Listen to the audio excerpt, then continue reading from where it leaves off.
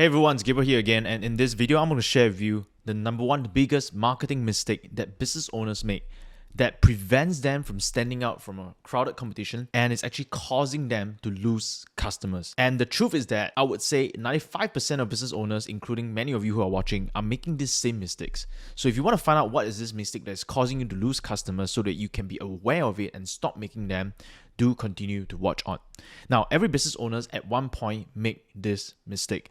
When I first began my business, I made this mistake and I wasn't aware of it. And it took me many years before I finally discovered it. And I realized that my business could have been maybe even 10 times or 100 times more or 100 times bigger if I knew this earlier. So I want to answer a simple question. What business are you in? Go ahead and put it in the comment section right now. I'm going to give you guys like 3 seconds. 1, 2, 3. Now, if you have not participated yet, just at least have that word or whatever you're thinking of in your mind right now. Now, if you answered your industry, then you have just made this mistake. So here's an example. If I ask you, what business are you in? And you said, I am in property, or I am in insurance or financial, or I am in health and supplements. If you just mention whatever your industry name or whatever your business name is, then you have just made this mistake. And what is this mistake? This mistake is being focused on your company, your product, your business instead of the customers. Oftentimes, I get people asking me, Gabriel, how do I sell more of X? And again, X could be property, insurance, supplements, and all that. How do I sell more of property? How do I sell more of insurance? How do I sell more of supplements? And that is the problem by itself. It's the wrong question, because the problem is that you're focusing on what you want to sell instead of what your customers really want to buy. So this is a difference between being product-centric or service-centric versus customer-centric. See, most of us, we start off being product-centric. We focus on what we want to sell instead of what our customers really want to buy. And a lot of times, your customer doesn't want to buy a product. Your product is just a way to get what they really want. An example, your customers don't really want to buy another property. I mean, who the hell wants another property when there's so many legal things to go through? They have to move their house, and even owning multiple properties means that they have to manage multiple properties, manage multiple tenants, and multiple headaches they have to go through. Why would they go through all that? Because they want to make more money, because they want to be able to retire earlier, because they want to be able to have a bigger sum for retirement, because they want to be able to pass down generational wealth to their children. And that's what they really want, not the property itself. So you can replace the word property with anything else that you're selling, right? People do not want another diet. People do not want another financial plan. People do not want another supplement. What they really want is what these things can give them. So we ask questions like, how do we sell more of this stuff that you want to sell instead of what the customer really wants? Your question should be, what does my customer really want? Now, the worst of all is that people started to fall in love with their products instead of their customers. And the problem with being product-centric is that, number one, it's actually hard to create a good marketing message when you're just focusing on a product instead of what your customer wants. Because what your customer wants, again, is the result that your product can get them. So if your marketing messages is only focused on your product, it is not speaking to your customers. Number two, you are just like everyone else, because it's hard to stand out from the crowd when everyone is saying the same thing. So let me give you an example. When someone asks me, what do I do? And if I say, I'm a digital marketer, there are already a ton of people who are digital marketer. What this person is going to think is that I'm just like everyone else. And this person probably in his contact list knows 5, 10, or even 20 digital marketer. And that's the same for your industry. If you say I am in property, I am in finance, I'm in health, people will categorize you like everyone else because in their contact list, they already have 5, 10, 20 people who are just like you. And the third problem with being product-centric is that people buy stuff from people who cares about them. When you're being product-centric, it already shows that you care more about selling what you want to sell than helping your customers achieve what they want. So what's the solution here? Instead of being product-centric, you want to start focusing on being customer-centric. So how do you do that? Complete this sentence here. I help blank A achieve blank B without blank C. Now, A is your target audience. B is the result that your target audience or your customers want. And C is the objection or the challenges that they face. If you can just simply answer this fill in the blank sentence, you will know who is your audience, what do they want, and the objection they're facing.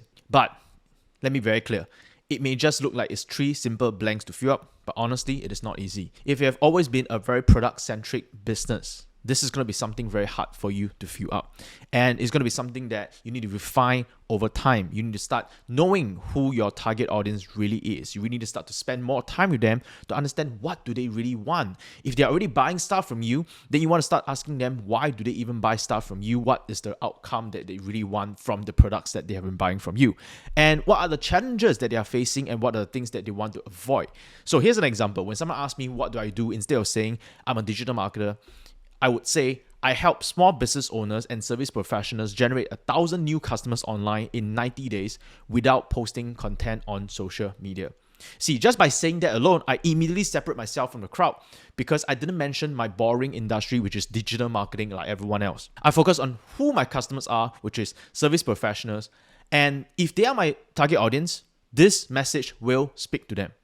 I focus on the result, which is 1,000 new customers online in 90 days. And if you are a business owner or service professional, I just said that I help people like you get 1,000 new customers online in 90 days. That will definitely speak to you more than telling you that I'm a digital marketer. And lastly, I focus on objection, which is without posting content on social media, because that's what a lot of my clients and that's what a lot of my audience do not want to do. So this is a very simple fill in the blank business, and you can use it for any business. I always get people saying that, Gabriel, you're not giving me enough example for a product business. I sell a product business. I run a traditional business like a hair salon. How do I use this? So here's an example. Fill in the blank sentence for any business you are in, and you can also change the sentence structure as long as A, B, and C is involved. You don't necessarily have to say in a way that I help A achieve B without C. You can change it around and say we achieve B for A without C, right? So you can change the sentence structure as long as these 3 elements are in there. So here's an example. I have a student who runs a bakery that bakes diabetic-friendly cake. It's not a service business like me, but here's how I will create a message for her. So the message I'll craft for her will be, we bake certified diabetic-friendly and low GI cakes for the health conscious without sacrificing the taste you love. So again, we bake certified diabetic-friendly and low GI cakes, which is the result for the health conscious, her target audience, without sacrificing the taste you love. Objections. Another example, hair salon. You might think that you're just cutting hair, but again, who are you cutting hair for, and why do people want to come to you? So here's an example of a message that I will create. We help busy working mothers look confident and shine at their workplace without damaging their hair in the process. So if you realize that this message doesn't focus on cutting hair, because if you want to cut hair, there's so many places that you can cut hair, but we help busy working mothers look confident and shine at their workplace so that they can get their promotion, so that they can rise up in the ranks without damaging their hair in the process. So that's more focusing on what do they really want than the actual product or services that I'm selling. So there's just some examples. Fill in this blank and use it for yourself. And I just want to sum it up with some benefit of being customer centric. Number one, it's much easier for you to stand out from the crowd. I mean, just think about it. How many people would say when you ask them what do they do, that they can tell you exactly who's their audience, the result they can help them to achieve, and the objection or challenges they can help them to overcome. If someone can say that to you, how much more will this person stand out? Number two, customers love it when you care more about what they want, which is the results that they want, the true outcome, and not just your product and service. Number three, you can actually pivot your business by asking better questions to serve your customers' need when you are being customer centric. And here's an example. I have a client who runs a wellness center. They were selling wellness packages, massages, but the problem was that COVID happened, lockdown happened, and nobody was coming down. Even if they insist that they want to sell their product by being product-centric and people buy their packages, they may not even come down to use them. And that is a problem because you are being product-centric. You cannot pivot away from your product or pivot your business to something that can help you to survive simply again because you are being product-centric instead of focusing on what the customer wants. So instead, we shifted their focus and messaging from being product-centric to customer-centric, and we help them to create something like this, that we help them to create this simple message. We help pioneer generation, target audience, get rid of chronic pains from old age and injuries, result, without medication. So by being customer-centric, now they are focusing on what the customer wants, and they are able to ask better questions to pivot their business during the lockdown that was happening the last few years. And the question was, how can we continue to help our audience, which is the pioneer generation, with their chronic pains despite being in lockdown?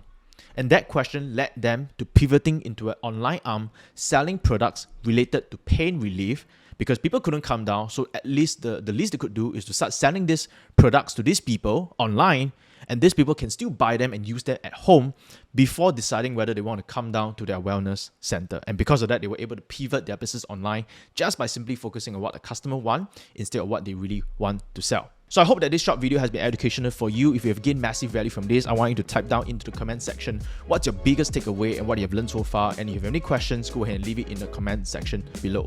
If you want to see more content like this, please remember to like this video so that this video will reach out to more people, and subscribe to this channel for more content like this. That's all I have for you today. Bye for now.